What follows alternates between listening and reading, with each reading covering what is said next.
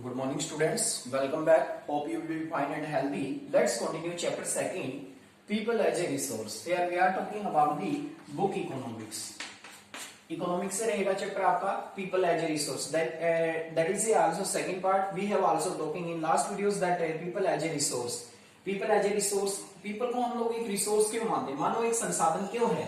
Here we are talking about the economic activities by men and women. Economic activities आर्थिक क्रियाएं. Economic activities are those activities by doing that we have to be earn money.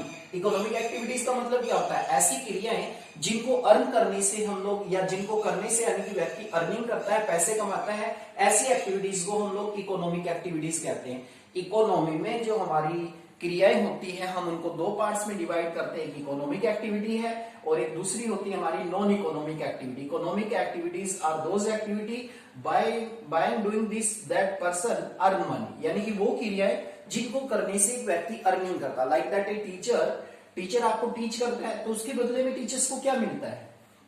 Earning होती है, salary मिलती है. कोई भी employ या worker काम करता है तो उसके बदले में उसको सैलरी मिलती है. तो दैट इज इकोनॉमिक एक्टिविटी. जितनी भी एक्टिविटीज होती हैं हमारी इकोनॉमिक्स उनको तीन पार्ट में डिवाइड कर देती है बेटा. That is most important topic about the economic activity. You must have to be remember about the economic activities which are the three economic activities. तीन, प्राइमरी, सेकेंडरी और tertiary. There are mainly three activities. You must have to be remember. That is most important question related to primary activities. Last 8 class तक आपने ये नया subject रहेगा बेटा आपके लिए इकोनॉमिक्स. तो यहाँ पर हम लोग जो आर्थिक क्रियाएं होती है, जिन क्रियाओं को करने से हमें अर्निंग होती है, हम लोग पैसे कमाते हैं, उनको हम लोग बोलते हैं इकोनॉमिक एक्टिविटी. तो here are three activity: primary activity, secondary activity and tertiary activity. There are mainly three activities that have to be given, so you must have to remember all of these activity. The first is primary activity. प्राथमिक क्रियाएं कहते हैं इनको हम लोग. प्राथमिक क्रियाएं कौन कौन सी एक्टिविटी इंक्लूड है इसमें? Include agriculture, that is most important. Agriculture, forestry, animal husbandry, fishing, poultry farming, mining and quarrying. अगर हम जनरली बात करें, एग्रीकल्चर है, फॉरेस्ट्री है, वानिकी है, एनिमल हस्बेंड्री पशुपालन को बोलते हैं, फिशिंग मछली पालन को बोलते हैं, पोल्ट्री फार्मिंग मुर्गी पालन को बोलते हैं, माइनिंग एंड क्वेरिंग खनन और उत्खनन को बोलते हैं बेटा. अब क्वेश्चन ये आएगा इसमें कि ये एग्जांपल दे दिए जाएंगे: agriculture, forestry, animal husbandry, fishing, poultry farming, mining, quarrying are included in which activities. तो you must have to remember primary activities. Primary activities में हम लोग इनको इंक्लूड करते हैं because here we are using directly natural resource, क्योंकि यहाँ पर हम लोग डायरेक्ट नेचुरल रिसोर्स का यूज करते हैं और उन्हें यूजेबल बनाते हैं. That is most important activity. You must have to remember about this activity that are the primary activities. कौन कौन सी एक्टिविटी है? एग्रीकल्चर है, फार्मिंग है, फॉरेस्ट्री है, एनिमल हस्बेंड्री है. All of these are here are given some of example and you have to be asked which type of activity is primary activity. सबसे important activity है प्राथमिक क्रिया, इसको हम लोग कहते हैं. The secondary activities, manufacturing include in this activity. Manufacturing का मतलब होता है the process of transforming raw material into final good. That is called manufacturing. Manufacturing का मतलब यहाँ पर जनरली आप लोग याद रखें इंडस्ट्रीज. हमारे कंट्रीज में या जो भी इंडस्ट्रीज है सभी इंडस्ट्रीज को हम लोग किस में इंक्लूड करते हैं? सेकेंडरी एक्टिविटी में. कोई किसी भी इंडस्ट्री का नाम आ जाता है, मान लीजिए cotton industry, textile industry, woollen industry. All of these industries are included in which of the activities. यानी कि जितनी भी क्रियाएं होती हैं हम लोग उनको किस एक्टिविटीज में इंक्लूड करते हैं? That is most important question. You must have to be remember about the secondary activity. द्वितीय क्रियाएं कहते हैं इनको. द्वितीय क्रियाओं का मतलब है हमारी industry. It is also called industrial activity. इनको हम लोग औद्योगिक क्रियाएं भी कहते हैं. The third is tertiary activity. Primary, secondary सबसे अलग है, सबसे डिफरेंट है, सबसे इंपोर्टेंट है आज के समय में tertiary activities. It is also called service activity. It is also called service sector. Service sector के नाम से भी इसको जाना जाता है क्योंकि ये सेक्टर ये तो वस्तुएं प्रोड्यूस करती हैं, लेकिन ये जो सेक्टर है हमारा टर्शियरी सेक्टर है ये सर्विसेज प्रोड्यूस करता है. Banking, transport, communication, education, health, tourism, insurance, all of these are the tertiary activity. This sector is also called service sector. Tertiary activity को हम सर्विस सेक्टर के नाम से भी जानते हैं. That is most important about all of these sector. Primary में याद रखेंगे आप लोग. Once again I would like to recall all of these. Primary में agriculture, forestry, animal husbandry, fishing, poultry farming and quarrying and mining. Secondary में all of industry, नाम दे दे इंडस्ट्री, यहाँ पर cotton industry, iron industry, steel industry, all industries are included in secondary activity. उद्योगों को हम लोग सेकेंडरी इंडस्ट्री एक्टिविटी में या सेकेंडरी सेक्टर में इंक्लूड करते हैं। कई बार एक्टिविटी की जगह पे एक वर्ड यूज होता है sector, don't confuse about this, sector. The third is tertiary activity और tertiary sector. Tertiary sector is also called service sector. Service sector भी इसको कहते हैं, that is most important question. अब एक्टिविटीज कौन कौन सी आती है इसमें? बैंकिंग है, ट्रांसपोर्ट है, कम्युनिकेशन है, एजुकेशन है, हेल्थ है, टूरिज्म है, इंश्योरेंस है। ये सब सर्विसेज है जो प्रोवाइड की जाती है टर्शियरी सेक्टर के द्वारा। टर्शियरी एक्टिविटी को हम तृतीय क्रियाएं कहते हैं, प्राथमिक, द्वितीयक और तृतीय। यहां से आपको बेटा एनटीएससी एग्जाम्स में मोस्ट इंपोर्टेंट क्वेश्चन है, एक्टिविटी से रिलेटेड क्वेश्चन आपको मिलेगा 100%। तो यहाँ पर एग्जाम्पल से याद रखें कौन सी एक्टिविटीज को। अब बात करता हूं मैं प्राइमरी एक्टिविटी का, अदर नाम क्या है? एग्रीकल्चर एंड एलाइड एक्टिविटी, क्योंकि इसमें मेन एग्रीकल्चर आती है बेटा। एग्रीकल्चर कृषि आधारित एक्टिविटी भी कहा जाता है इसको। सेकेंडरी को हम लोग मैन्युफैक्चरिंग इंडस्ट्री कहते हैं, इसको हम लोग इंडस्ट्रियल सेक्टर के नाम से भी जानते हैं। टर्शियरी एक्टिविटीज को हम लोग सर्विस सेक्टर के नाम से जानते हैं। These are the main activity. एक मोस्ट इंपोर्टेंट बात है यहाँ पर नोट में हम लोग ध्यान रखेंगे, these activities are called market activity. कहते हैं कि इन एक्टिविटी को हम लोग मार्केट एक्टिविटी भी कहते हैं, बाजार क्रियाओं के नाम से भी जाना जाता है। ये सारी की सारी एक्टिविटी है, इन्हें हम लोग मार्केट एक्टिविटी के नाम से भी जानते हैं। That is most important.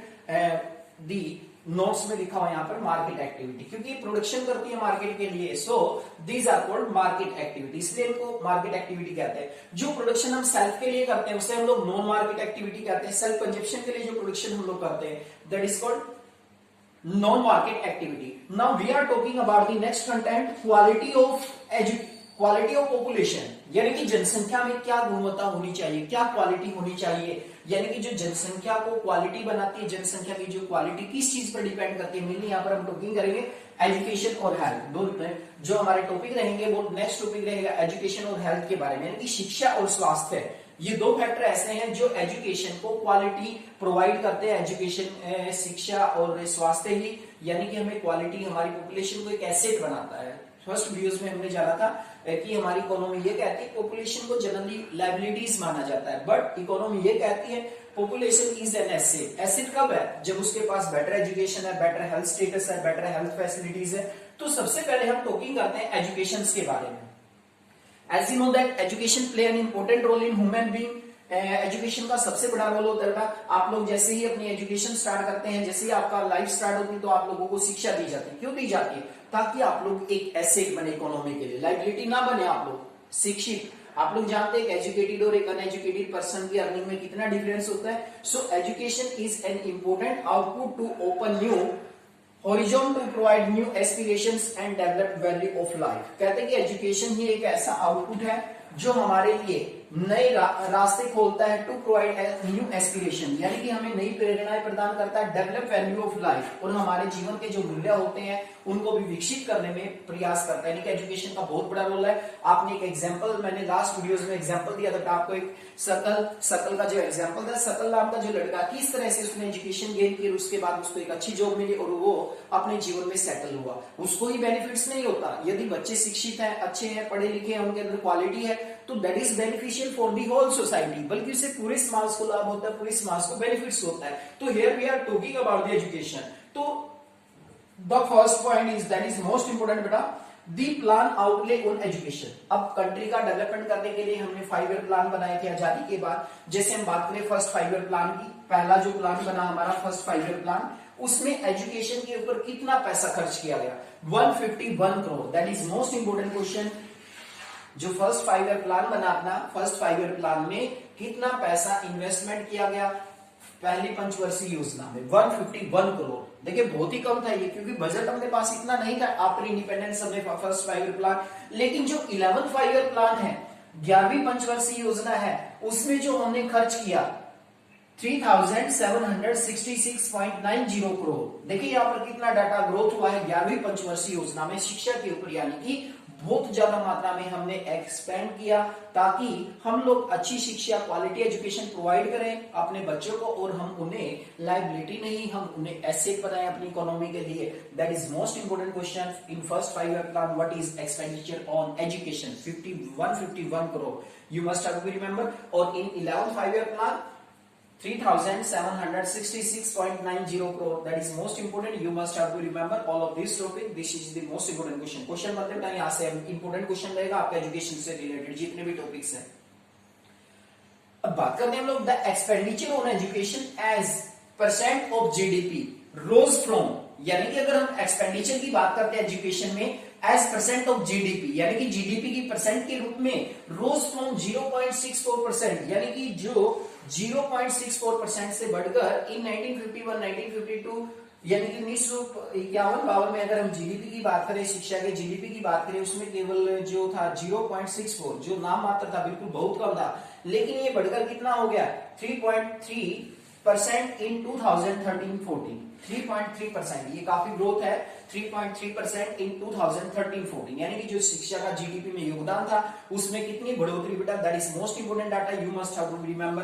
1951 की बात करें, 1952 की बात करें, हम लोग जब फर्स्ट 5 ईयर प्लान इंप्लीमेंट हुआ था तो 0.64%, क्योंकि उस समय एजुकेशन शिक्षित लोगों की संख्या बहुत ही कम थी, मात्र हमारा लिटरेसी रेट 18% था। तो आगे बढ़ेंगे हम लिटरेसी रेट के बारे में। तो must have to remember contribution of GDP in education 0.64%, but in 2013-14 it rose 3.3%. That is most important topic about this. Now we are talking about literacy rate. आओ लिटरेसी रेट की बात करते हैं। Literacy rate क्या होता है? साक्षर किसे कहते हैं? Who is a literate person in India? A person who is 7 years or above who can read, write any language can be put in the category of literate. Literacy rate का मतलब होता है साक्षरता दर। That is most important topic.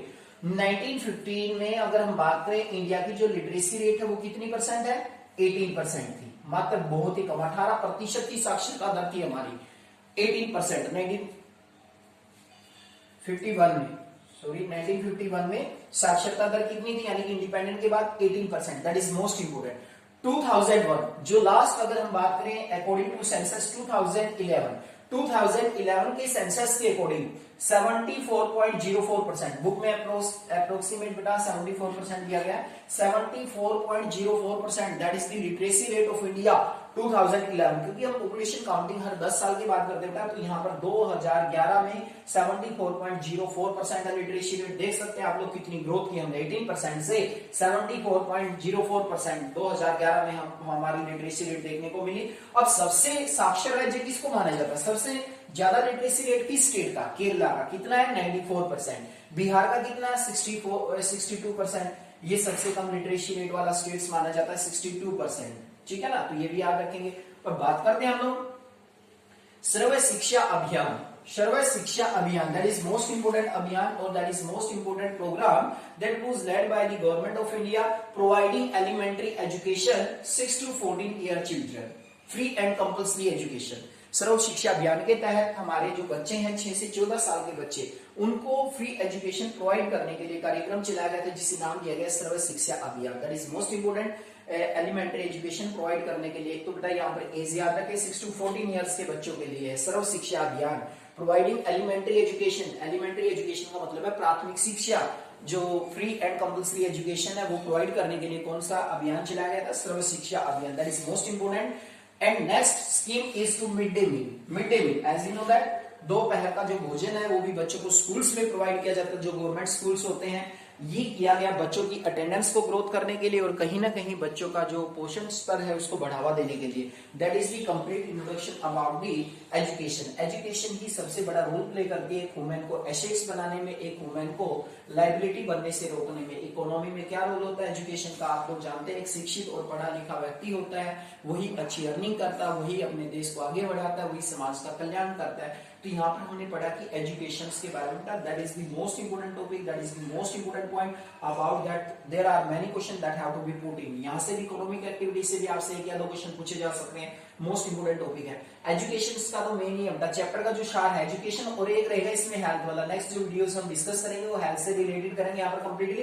तो you must have to be read about the education. आप लोग जानते हैं education also provide a skill training like that बहुत सारी क्वालिटी हमारे अंदर डेवलप करती है education. You can say education play an important role in all round development of a man, यानी कि व्यक्ति के ऑल राउंड डेवलपमेंट में एजुकेशन का सबसे बड़ा रोल है।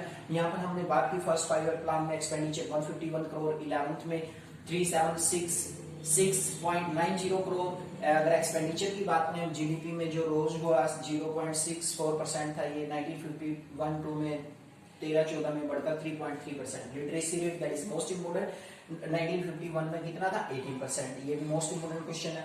2011 में कितना हो गया 74.04%, ज्यादातर ये करंट वाला पूछ सकते हैं, ये भी आ सकता है। What is the literacy rate of India, literacy rate of India कितना अभी एट प्रेजेंट 2011 के सेंसस की हम बात करते हैं 74.04%। अब जनरली देखा जाए तो ये कम है, और जनरली हम बात करें तो मेल फीमेल के लिटरेसी रेट की, कहीं ना कहीं आप लोगों को फीमेल का जो लिटरेसी रेट है ना वो कम दिखाई देगा, क्योंकि मेल का लिटरेसी रेट ज्यादा है लेकिन फीमेल का कम है। तो कहीं ना कहीं ये लिटरेसी रेट है, साक्षरता दर है, सबसे लिटरेट जो स्टेट्स माना जाता था केरला 94% है, बिहार को सबसे कम 62% है। Sarva Shiksha Abhiyan providing elementary free and compulsory education, आपने सुना होगा फ्री एंड कंपल्सरी एजुकेशन कितनी एज के बच्चों को दी जाती है 6 to 14 years student, that is most important.